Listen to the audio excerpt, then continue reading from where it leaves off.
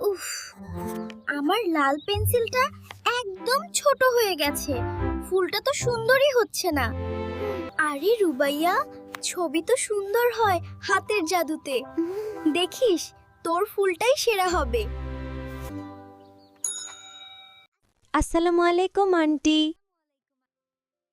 রুবাইয়া, দেখো আমার নতুন কালার বক্স। ও, খুব সুন্দর। কিন্তু আমার তো মাত্র 12টা রং, লালটাও পিচ্ছি হয়ে গেছে। ও, খুব সুন্দর। পেন্সিলটি সোফার কুশনের নিচে লুকিয়ে ফেলি, কেউ যেন না দেখে। মা, আল্লাহকে আমাকে ভালোবাসেন না? রুকসানাকে এত বড় বক্স দিলেন, আমাকে কেন দিলেন না? মামুনি, অন্যের ভালো দেখে রাগ করাকে হিংসা বলে। নবীজি বলেছেন, হিংসা মানুষের নেকি ধ্বংস করে দেয়। দেখো আমি রুবাইয়ার জন্য কি এনেছি। তোমার পছন্দের ভৌতিক গল্পের বই।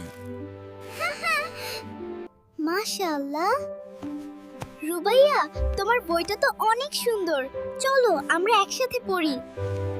মাফ করে দাও রুকসানা, আমি তোমার পেন্সিল লুকিয়েছিলাম।